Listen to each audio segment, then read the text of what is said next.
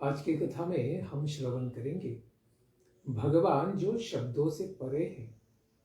ऐसे भगवान का वर्णन वेद जो शब्द हैं कैसे कर सकते हैं। श्रीमद् भागवतम का 10वां स्कंद अध्याय 87। वेद स्तुति।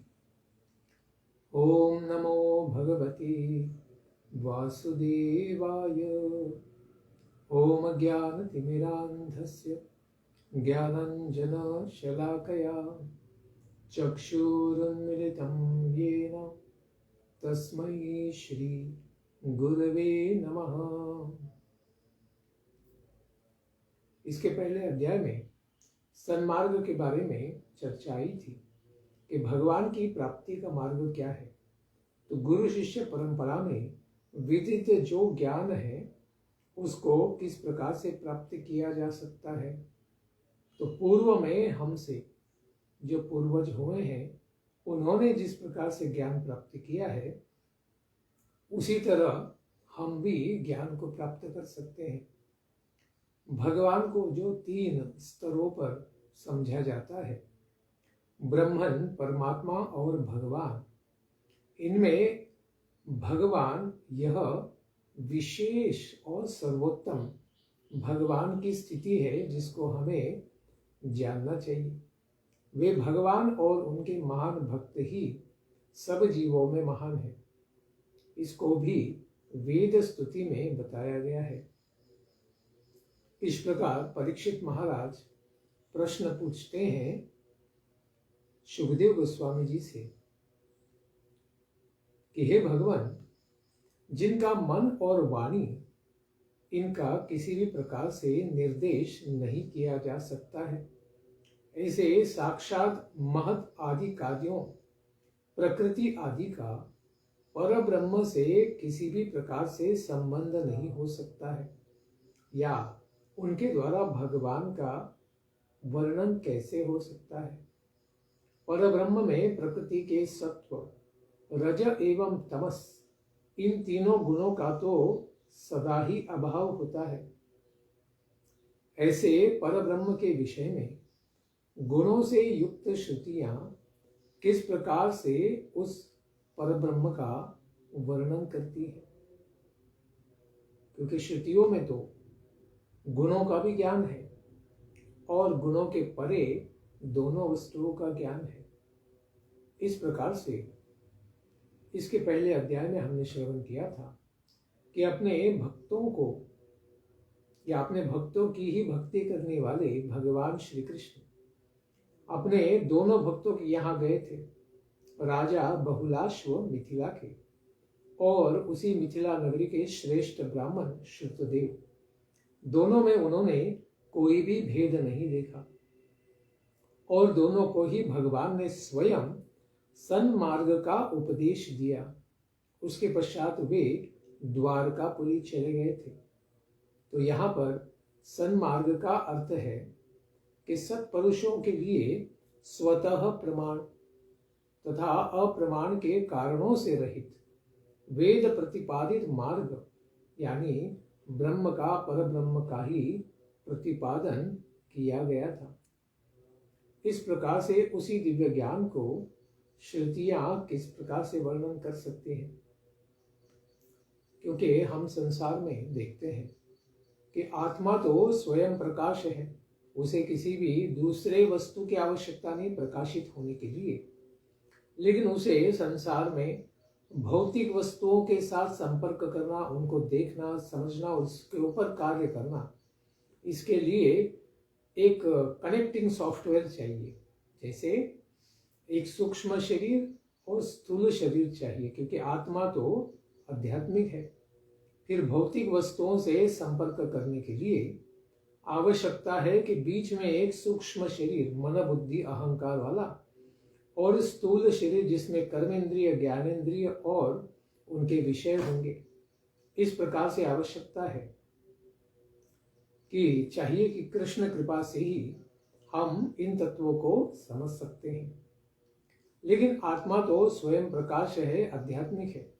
इसलिए जब भगवत तत्व का ज्ञान उसे चाहिए तो समझाने से वह अवश्य ही समझ जाएगा, क्योंकि वो स्वयं ही भगवान का अंश है। लेकिन इस संसार में भौतिक चीजों को समझना, उनके प्रति कार्य कर पाना, इसके लिए भौतिक आवरण की आवश्यकता होती है।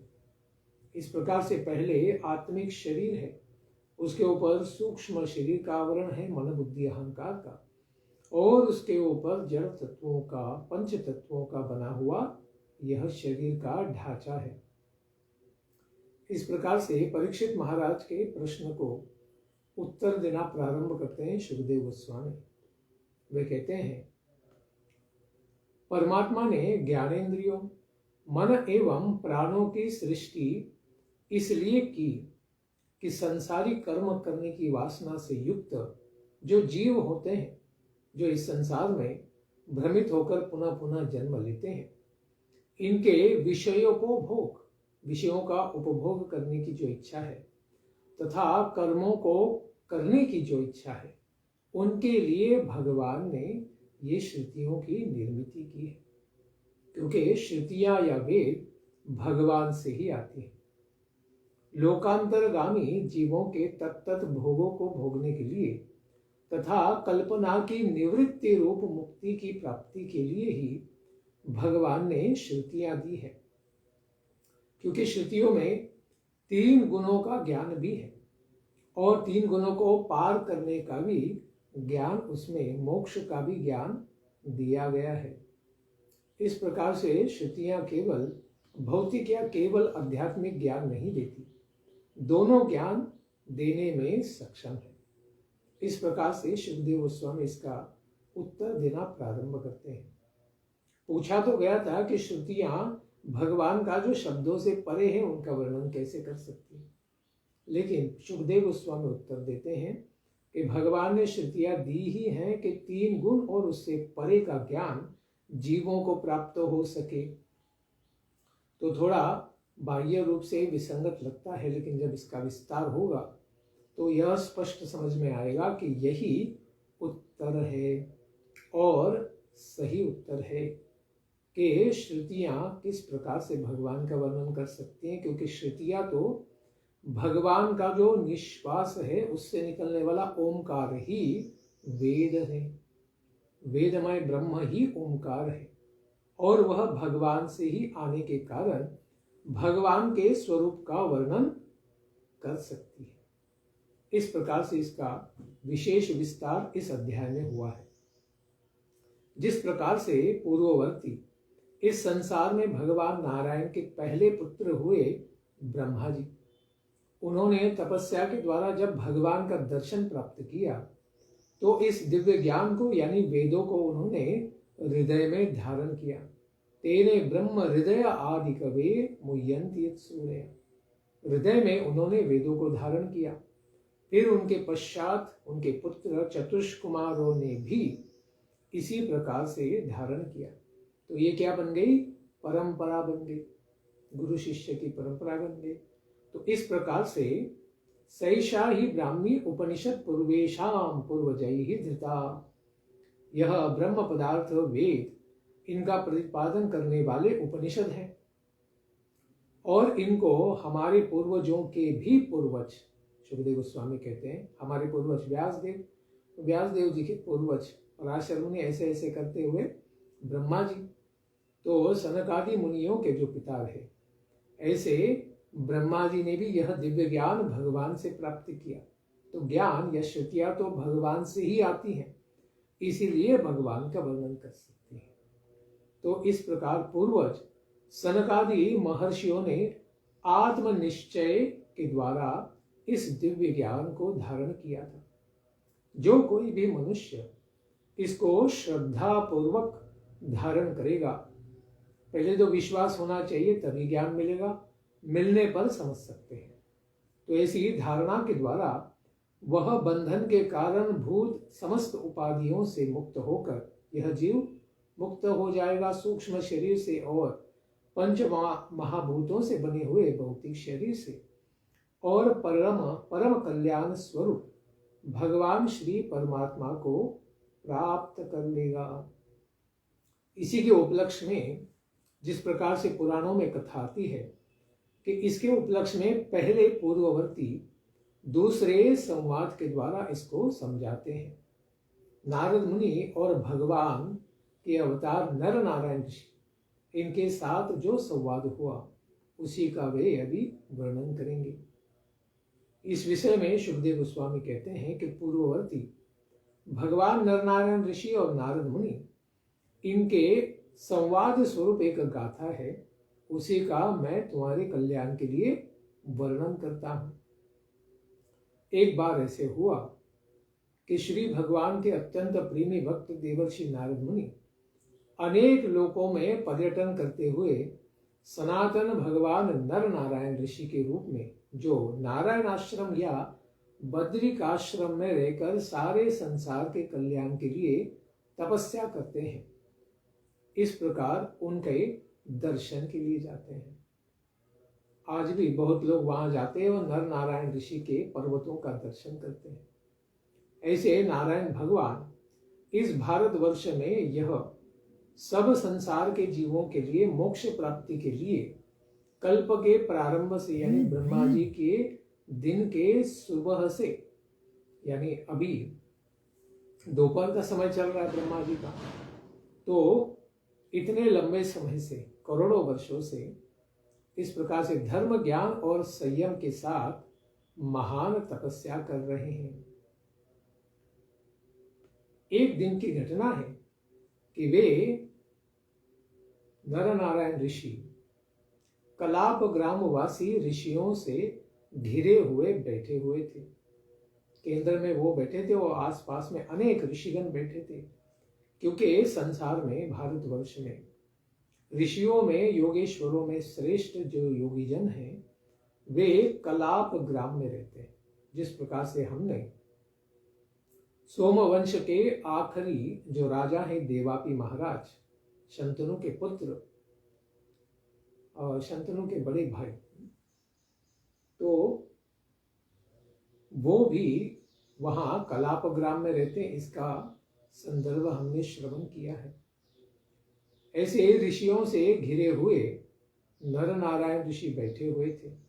उसी समय नारद मुनि जी ने वहां पर आकर बड़ी नम्रता से उनको प्रणाम किया और फिर यहाँ पर जो दिव्य ज्ञान का संवाद आएगा कि सभी ऋषियों के सामने भगवान श्री नर नारायण जी ने नारद मुनि को उसी प्रश्न के पूछने पर जो तुमने पूछा है, ब्रह्मवाद को सुनाने के लिए उनके पूर्ववर्ती जो ये संवाद पहले हुआ था, ये कहाँ पर हुआ था? ये जनलोक में हुआ था। हम तो भूलोक पर हैं, ऊपर भूअर लोक, स्वर्ग लोक, जनलोक, तपलोक, इस प्रकार से ऊपर लोक हैं। तो जनलोक में यह पूर्व काल में यह विशेष वहाँ के जो निवासी ऋषिगण हैं, इनमें वेदों के तात्पर्य तथा ब्रह्म के स्वरूप में विशेष विचार करने के लिए चर्चा सत्र हुआ था। उसका विषय या संवाद ये आगे रखते हैं जो चतुष्कुमारों के संबंध में है। इस प्रकार से भगवान नर नारायण ऋषि कहते हैं, नारद जी, प्राचीन काल में रहने वाले ब्रह्मा जी के ऊर्ध्वरेता यानी नैष्ठिक ब्रह्मचारी जो कभी विवाह नहीं करते हैं, ऐसे मानस पुत्र ब्रह्मा जी के सनकादि ऋषि, इनका ब्रह्म सत्र यानी ब्रह्म विषयक विचार हुआ था। तो ब्रह्म सत्र क्या होता है बताते हैं। जिस कर्म में मान संपन्न यजमान ही स्वयं ही ऋत्विक आदि के रूप में कर्म को करते हैं, उस कर्म को सत्र कहा जाता है। जहां पर मान सम्मान ही यजमान वक्ता एवं श्रोता रूप से ब्रह्म विषयक विचार करते हैं, उसे ब्रह्म सत्र कहते हैं। तो इसका बोध होता है कि यहाँ पर तो चतुष्कुमार थे, तो वे ही वक्ता थे और वे ही श्रोता थे, इसीलिए इसको ब्रह्म सत्र कहा गया है।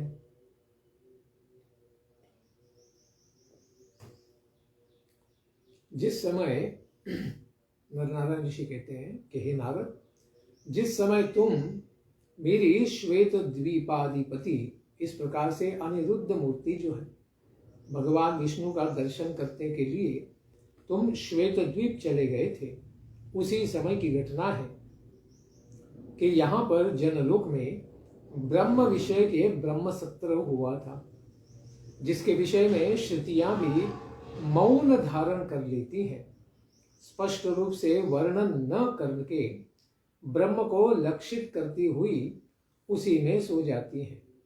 उस ब्रह्म सत्र में भी उसी प्रश्न को किया गया था कि जिस प्रश्न को तुम मुझसे कर रहे हो। इस प्रकार वहां पर चतुष्कुमार यानी सनक, सनंदन, सनातन और सनत कुमार, ये चारों भाई जो शास्त्र ज्ञान, तपस्या, शील, स्वभाव के विषय में तो एक समान ही पात्र हैं। ये चारों शत्रु, मित्र तथा उदासीन के विषय में एक समान ही दृष्टि रखने वाले ज्ञानी हैं। उनमें से एक यानी सनंदन ऋषि को उन लोगों ने, बचे हुए 3 महर्षियों ने अपने लिए प्रवचनकर्ता बना दिया और शेष 3 भाई शुश्रूषु यानी सुनने के इच्छुक बन गए। यदि कोई यह कहे कि वे तो सबके सब सर्वज्ञ थे, एक समान ज्ञान रखने वाले थे, तो उनमें वक्ता कौन बनेगा और प्रष्टा कौन बनेगा? इस पर नारायण ऋषि ने कहा कि शास्त्र ज्ञान आदि के विषय में तो वे सबके सब एक ही समान थे। उन लोगों का न कोई शत्रु था, न ही मित्र, न कोई उदासीन। वे सबों के साथ एक समान व्यवहार करते थे। अतएव उनकी करुणा की कोई उपमा नहीं दी जा सकती है। यद्यपि वे सभी प्रवचन के योग्य हैं, फिर भी कौतुकवशात उन लोगों ने सनंदन जी को प्रवचनकर्ता बनाया और अवशिष्ट बचे हुए 3 लोग प्रश्नकर्ता बन गए।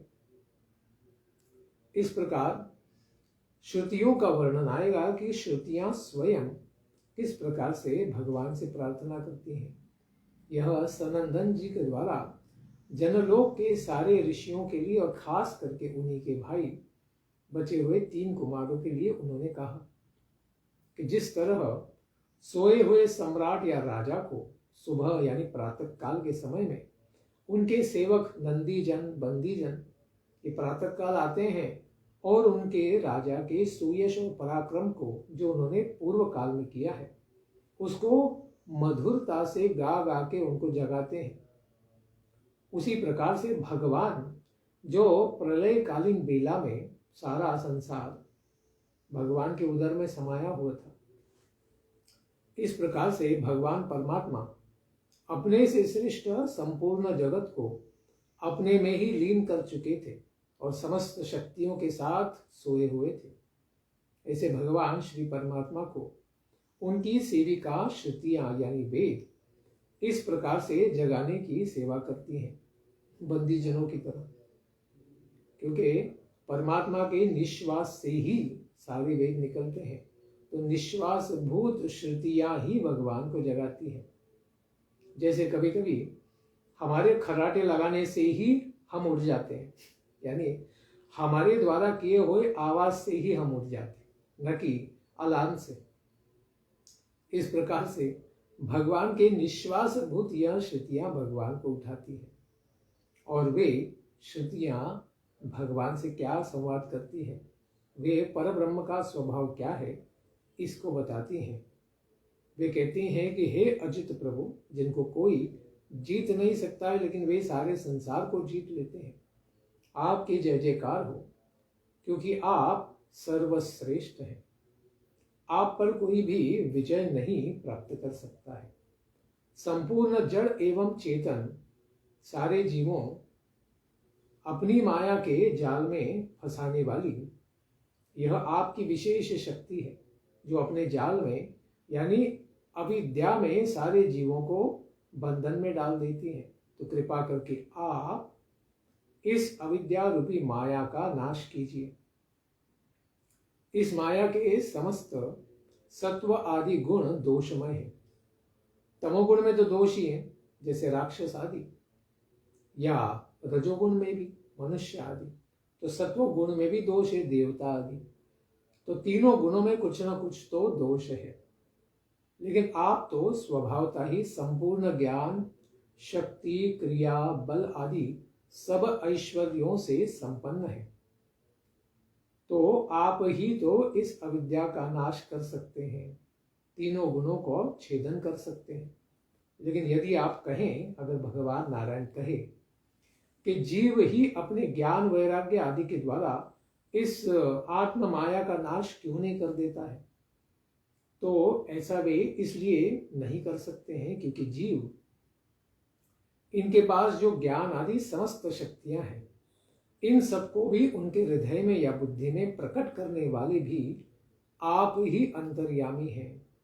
अतएव आपको छोड़कर कोई भी इस माया को विनष्ट नहीं कर सकता, किसी की क्षमता नहीं है।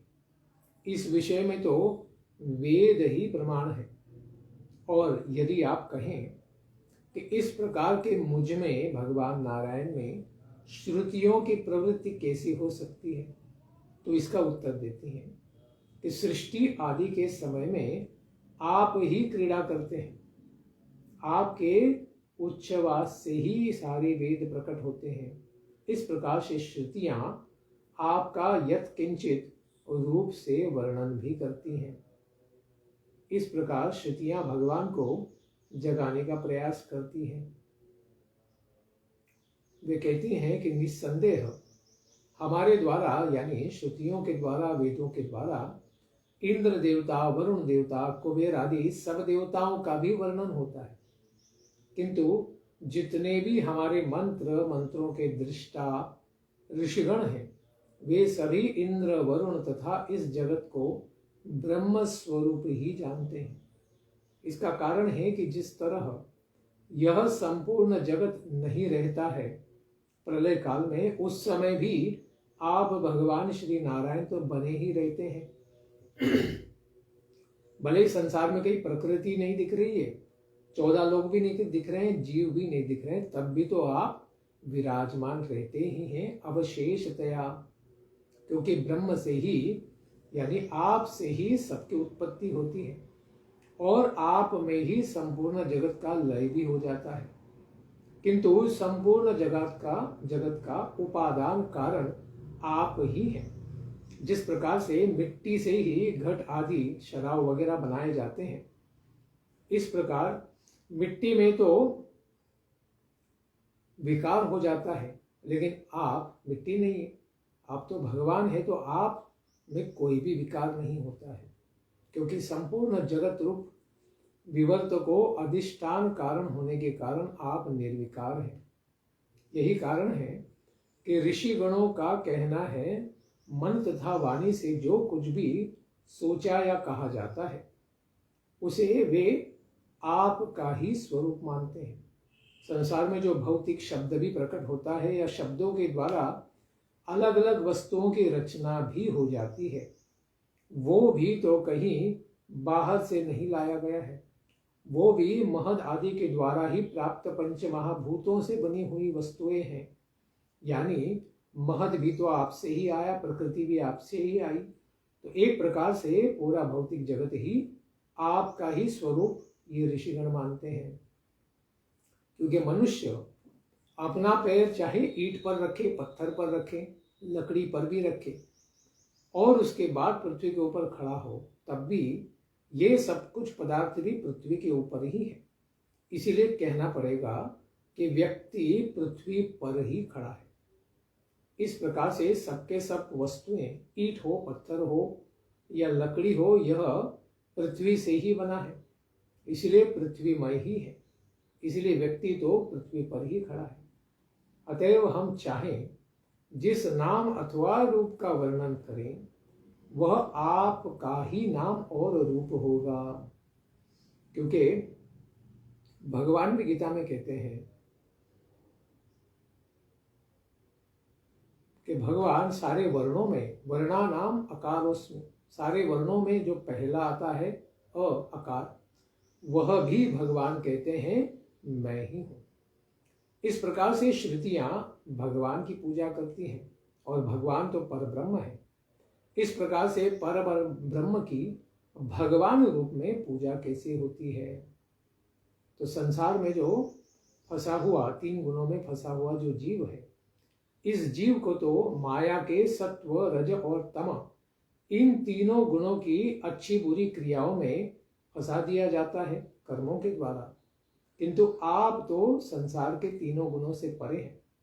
आप तो इस त्रिगुणात्मिकामयी नटी के स्वामी हैं और उसको आप नचाते हैं। इसीलिए विवेकी पुरुष आपकी ही लीला कथा रूपी अमृत सागर का अवगाहन करके अपने समस्त पापों को धो डालते हैं।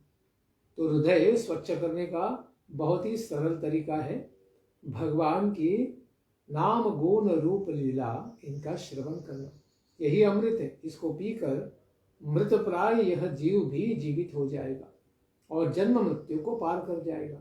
ये श्रुतियां स्वयं कहती हैं कि भक्ति ही श्रेष्ठ है, क्योंकि आपकी लीला कथा सभी जीवों के जो मन में फंसा हुआ माया जाल है, इस माया जाल को, आत्म माया को नष्ट कर देने वाली है। हे परम पुरुष, जिन महापुरुषों ने आत्मज्ञान के द्वारा अंतःकरण के राग द्वेष आदि तथा शरीर के कालकृत जरा मरण आदि दोषों को मिटा दिया है और जो निरंतर आपके उसी दिव्य स्वरूप का, श्याम सुंदर स्वरूप का चिंतन करने में मग्न रहते हैं, जो अखंड आनंद स्वरूप है, ऐसे सच्चिदानंद विग्रहों को हम प्रणाम करती हैं। इस प्रकार से सब लोग आपके दिव्य कथा कीर्तन के द्वारा ही मोक्ष को अनायास ही प्राप्त कर जाते हैं। इसलिए हे भगवान, प्राणधारियों के, जीवधारियों के जीवन की इसी में सफलता है कि वे सब आपका श्रवण, कीर्तन और स्मरण करें। ऐसा नहीं करने वाले जो प्राणी हैं, ऐसे जो प्राणधारी हैं, इनका जीवन ही व्यर्थ है। जीवन मृतोपि सह, वो जिंदा मुर्दे हैं, बस हिलते डुलते हैं, लेकिन उनमें सही प्राण नहीं है। उनके शरीर में श्वास का चलन ठीक उसी प्रकार से बताते हैं जैसे लोहार की धौंकनी है, फूकनी है, जिसके द्वारा हवा तो फूकी जाती है, उसी प्रकार से इनके फेफड़े भी ऊपर नीचे होते हैं, लेकिन इनमें प्राण नहीं है उस धौंकनी के जैसे। इस प्रकार से इस केवल हवा आने से वहां पर जीवन है ऐसा नहीं कह सकते हैं। महान यानी महत्त्व और अहंकार आदि इस ब्रह्मांड की सृष्टि आपके उनमें प्रवेश रूपी अनुग्रह के कारण ही है। अगर परमात्मा इस संसार के तत्वों में प्रवेश न करें तो फिर ये तत्व ही अस्तित्व में नहीं रह सकते हैं और इनके द्वारा संसार की रचना भी नहीं हो सकती है। क्योंकि इस संसार में पुरुष को 5 कोश दिए जाते हैं: अन्नमय कोश, प्राणमय कोश, मनोमय कोश, विज्ञानमय कोश और आनंदमय कोश। इन 5 पुरुषों में भी आप विद्यमान हैं, इसीलिए ये कोश है, अन्यथा ये कोश भी अस्तित्व में नहीं रहेंगे। आपके ही अस्तित्व से उन कोशों के अस्तित्व की अनुभूति होती है। उनके नहीं रहने पर भी अंतिम अवधि रूप से आप हमेशा ही उनमें विराजमान रहते हैं। इस तरह सबसे अजित और सबकी अवधि होने पर भी आप असंग हैं। सृष्टि से आपका सब कुछ आपसे ही आता है, लेकिन आप सृष्टि का संग नहीं करते। इस प्रकार वृत्तियों के द्वारा जो कुछ भी अस्ति यानी है और नास्ति यानी नहीं है, इनके रूप में जो भी प्रतीति होती है, अनुभव होता है, उन सबों में कार्य कारण रूप से आप ही परे हैं। इसलिए संसार में जो श्रुतियां भी नेति नेति करती हैं, सबका निषेध हो जाने पर भी आप निषेध के साक्षी देखने वाले के रूप में तो बने ही रहते हैं। अतएव आपके ही भजन और स्मरण के बिना मनुष्य का जीवन व्यर्थ प्राय है, जीवन मृतोपि सह है। तो ऐसे भगवान परमात्मा की प्राप्ति कितनी आवश्यक है। इस प्रकार भगवान कहते हैं तो मुझे कैसे प्राप्त कर सकते हैं? तो श्रुतियां कहती हैं कि ऋषियों ने आपकी प्राप्ति के लिए तो अनेक मार्गों को बतलाया है। उनमें से जो स्थूल दृष्टि वाले हैं, जो आत्मा के बारे में कुछ नहीं समझते हैं, वे ऐसे लोग योगीजन मणिपुर चक्र में अग्नि रूप से आपकी उपासना करते हैं। अरुण वंश के ऋषिगण सभी नाड़ियों के निकलने के स्थान जो हृदय है, इस हृदय में आपके परम सूक्ष्म स्वरूप दहर ब्रह्म की उपासना करते हैं। हे अनंत प्रभु, हृदय से ही आपको प्राप्त करने के श्रेष्ठ मार्ग जो सुषुम्ना नाड़ी है, इसके ऊपर की ओर ब्रह्मरंध्र पर्यंत ये नाड़ी सुषुम्ना नाड़ी जाती है। ईड़ा, पिंगला और सुषुम्ना, तो बीच वाली सुषुम्ना यह ब्रह्मरंध्र पर्यंत जाती है। तो जो पुरुष उस ज्योतिर्मय मार्ग को प्राप्त कर लेता है और उससे ऊपर की ओर जाता है, वह पुनः इस संसार में जन्म मृत्यु के चक्र में कभी नहीं पड़ता है। उसको मोक्ष प्राप्ति होगी। हे प्रभु, इस संसार में देव हो, मनुष्य हो, पशु पक्षी हो, अनेक प्रकार की योनियों को आपने ही बनाया है। 84 लक्ष योनियां हैं। अतएव सदा सर्वदा सभी रूपों में आपने ही विस्तार किया है। सारे रूप आपसे ही आते हैं, आप में ही सब विद्यमान है। अतएव कारण रूप से प्रविष्ट नहीं होने पर भी उन सबों में प्रविष्ट हुए के समान प्रतीत होते हैं। बिना आपके परमात्मा के कोई भी तत्व अस्तित्व में नहीं रह सकता है। आप विभिन्न आकृतियों का अनुकरण करके किसी के उत्तम तो किसी में अधम रूप से इस प्रकार से क्या करते हैं, तत्वों को प्रकाशित करते हैं। जैसे सत्व, रज और तम, तम को कनिष्ठ मानते हैं, सत्व को श्रेष्ठ मानते हैं। जैसे छोटी बड़ी लकड़ियों और कर्मों के अनुसार प्रचुर अथवा अल्प रूप में प्रतीत होते हैं। जैसे बबुल की अग्नि को ज्यादा पवित्र नहीं मानते हैं और अरणी की लकड़ी को ज्यादा पवित्र मानते हैं, चंदन की लकड़ी हो। इसीलिए संत जन लौकिक एवं पारलौकिक कर्म, व्यापारों तथा उनके फलों से विरक्त रह जाते हैं। कहते हैं कि इन कर्मों से क्या भौतिक वस्तुएं ही प्राप्त होंगी, खास करके रजोगुणी और तमोगुणी कर्म है। तो उनको और उनके फलों को त्याग करके अपनी निर्मल बुद्धि के द्वारा आत्मा एवं अनात्मा के स्वरूप को जानकर जगत के झूठे रूपों में नहीं फंसते हैं। ये मलमूत्र से बना हुआ शरीर है, इसमें आसक्ति वे लोग नहीं बनाते हैं। गृह, संसार, पैसा, प्रॉपर्टी, संपत्ति, ये सब के पीछे नहीं जाते हैं और आप ही आपके सर्वत्र एक रस समभाव रूप से स्थित परमात्मा रूप का साक्षात्कार करते हैं। इसीलिए हे प्रभु, जीव जिन शरीरों में रहता है वे शरीर उसके कर्मों के द्वारा निर्मित है। जैसे कर्म वैसा शरीर उसे मिलता है। तो यह जीव उन शरीरों के कार्य कारण रूप आवरणों से रहित है।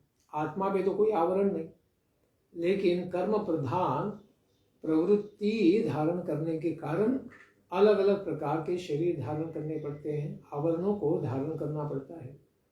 वास्तविकता तो यह है कि उन आवरणों की सत्ता नहीं है जीव के लिए, वे केवल भ्रम है।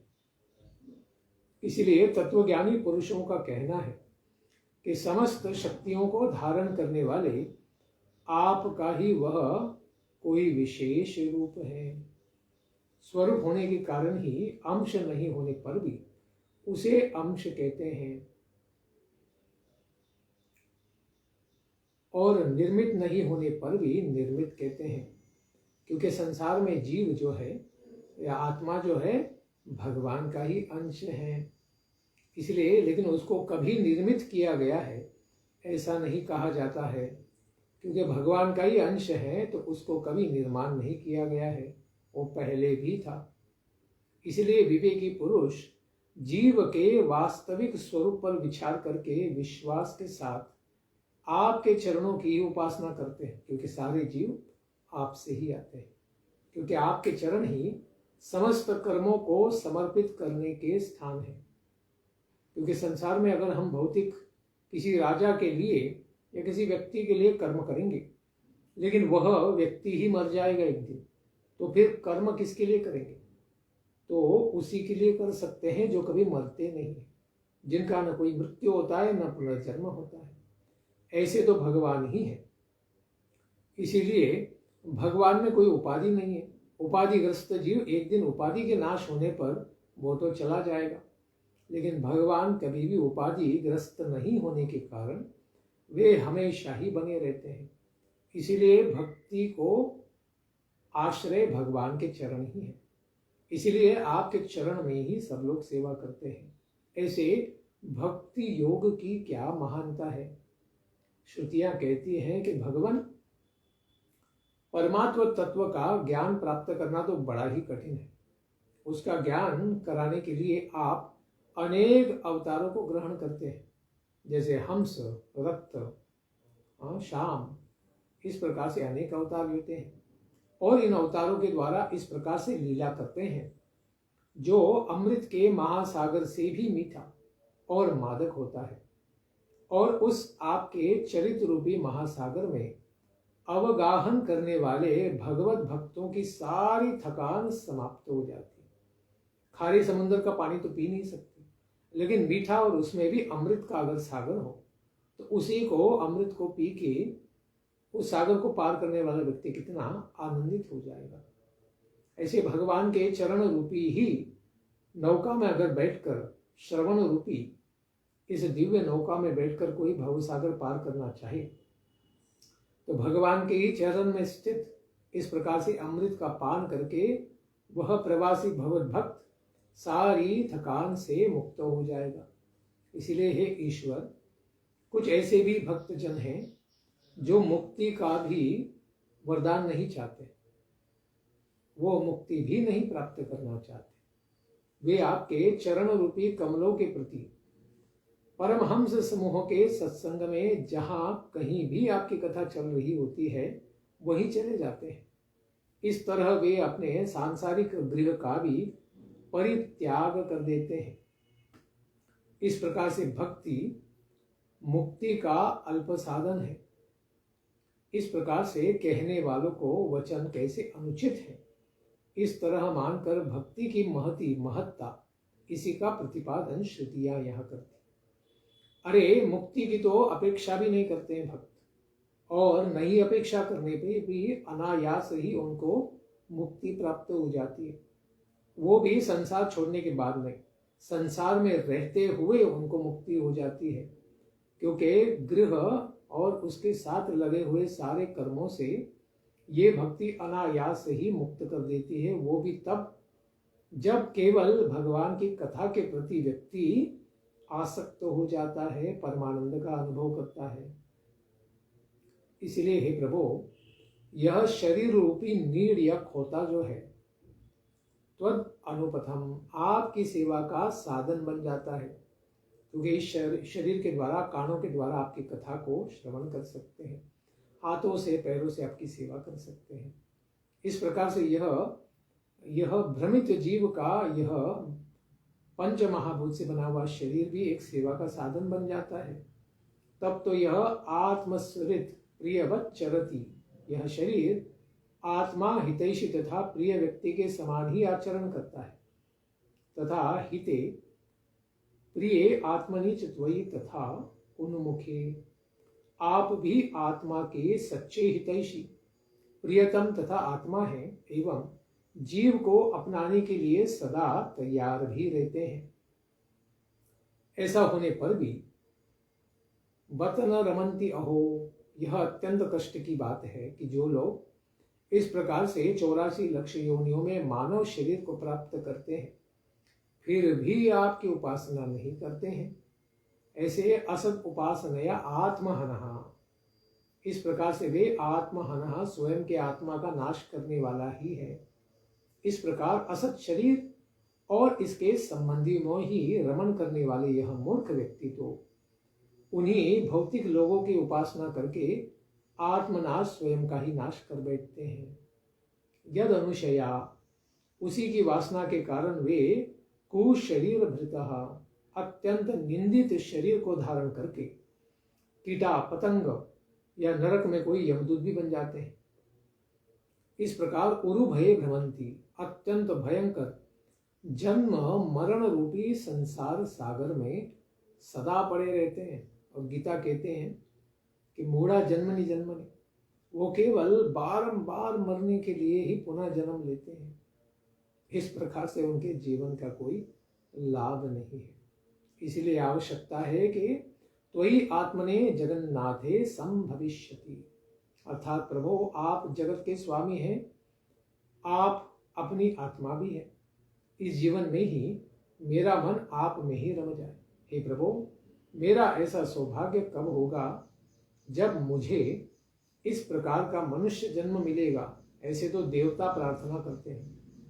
हे प्रभु, इस संसार में बड़े बड़े विचारशील योगी यति सन्यासी जन अपने प्राण मन और इंद्रियों को वश में करके दृढ़ योगाभ्यास करते हैं और उसके द्वारा हृदय में आपकी उपासना करते हैं।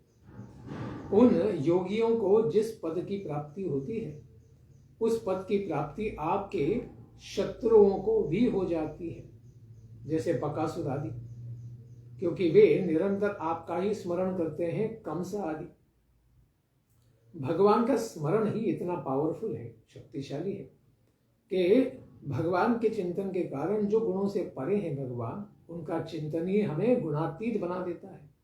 और भगवान नित्य मुक्त है तो हमें भी मुक्त बना देता है। इस प्रकार वे स्त्रियां जो आपको परिच्छिन्न मानती हैं और आपके शेषनाग के समान मोटी लंबी और सुकुमार भुजाओं के प्रति काम भाव से आसक्त रहती हैं, वे जिस पद को प्राप्त करती हैं गोपियां, वही पद हम श्रुतियों को भी प्राप्त होता है। तो श्रुतिचारी गोपियां भी बनी और उन्होंने भी रास में भाग लेकर भगवान की सेवा की। इसलिए श्रुतियां कहती है, यद्यपि हम सब आपको सदैव ही एक रस अनुभव करती हैं और आपके चरणारविंद के मकरंद रस का सदा ही पान करती हैं। इसका कारण है कि आप समदर्शी हैं। आपकी दृष्टि में उपासक के परिच्छिन्न या अपरिच्छिन्न भाव में कोई भी अंतर नहीं है। भगवान ये नहीं देखते कि यह मुक्त जीव है, बद्ध जीव है या किस प्रकार का जीव है। भगवान तो यही देखते हैं कि मेरे चरणों में समर्पित है। इसीलिए भगवान उनकी सेवा स्वीकार भी करते हैं और उनको पवित्र भी बनाकर अपनी सेवा के लायक बनाते हैं कि वो गोपी भी बन सकते हैं। इस प्रकार से भगवान बड़े ही कृपालु हैं। इसीलिए हे प्रभु, आप अनादि और अनंत हैं, जिसका जन्म और मृत्यु काल से निहित है, सीमित भी है। वह आपको कैसे जान सकता है? इस संसार में कोई बद्ध जीव आपको नहीं जान सकता है। स्वयं ब्रह्मा जी भी निवृत्ति परायण सनकादि एवं प्रवृत्ति परायण मरीचि आदि मुनिगण, इनके भी बहुत बाद में आपसे ही उत्पन्न है। जिस समय आप सबको समेट कर सो जाते हैं प्रलय काल में, उस समय ऐसा कोई भी साधन नहीं रह जाता है जिससे कि उसके साथ सोया हुआ जीव आपको जान सके। क्योंकि उस समय न तो स्थूल आकाश भी होता है, न जगत रहता है, न तो महत्त्व और सूक्ष्म जगत भी नहीं। इन दोनों से बने हुए शरीर तथा उनके निमित्त क्षण मुहूर्त आदि काल के अंश भी नहीं रहते हैं। सब कुछ समाप्त हो जाता है। यहाँ तक कि शास्त्र भी आप में ही समा जाते हैं। ऐसी स्थिति में आपको इस प्रकार से सारे संसार को जन्म देने की चेष्टा न करके आपका भजन करना ही सर्वोत्तम मार्ग है। आपको जानने की चेष्टा न करके, क्योंकि आपको कैसे हम समझ सकते हैं। आप इस प्रकार से इंद्रिय ग्राह्य नहीं है, लेकिन आपकी कृपा से जितना हम समझ सकते हैं उतना तो समझ ही सकते हैं। इसलिए आपको जानने का प्रयास हम छोड़ देते हैं और केवल आपका भजन ही करते हैं, क्योंकि आपके भजन के द्वारा आप आसानी से समझे जा सकते हैं। आप गीता में ही कहते हैं, भक्त्या माम अभिजानाति यावान यश्चास्मि तत्वतः। कि मुझे तो कोई नहीं जान सकता है, लेकिन मेरा भजन, निरंतर भजन करने वाला मेरा भक्त मुझे जानता है। इसलिए हम भी सारे तर्क वितर्क और ज्ञान को बाजू में रखते हैं और आपको जानने की सारी चेष्टाओं को छोड़कर केवल आपका भजन ही करते हैं। इस प्रकार उसके बाद श्रुतियां 6 प्रकार के गलत तत्वज्ञानों का खंडन करती हैं और परिचयवाद को स्थापित करती हैं, जो भगवान की भक्ति है।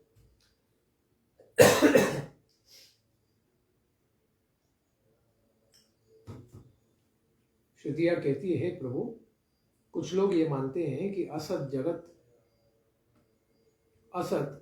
की उत्पत्ति होती है और कुछ लोग सतरूप दुखों का नाश होने पर मुक्ति होती है, इस प्रकार से मानते हैं। दूसरे लोग इनके द्वारा आत्मा को अनेक मानते हैं, तो कोई लोग कर्म के द्वारा प्राप्त होने वाले लोक, परलोक व्यवहार को ही सत्य मानते हैं इस संसार में। वस्तुतः ये सब सारी बातें 6 के 6 तत्व भ्रम मूलक है और वे आरोप करके ही ऐसा उपदेश करते हैं कि पुरुष त्रिगुणमय है। इस प्रकार का भेदभाव केवल अज्ञान से होता है। आप तो अज्ञान से परे हैं, तीनों गुणों से परे हैं, अतएव ज्ञान स्वरूप आप में किसी भी प्रकार का भेदभाव नहीं है।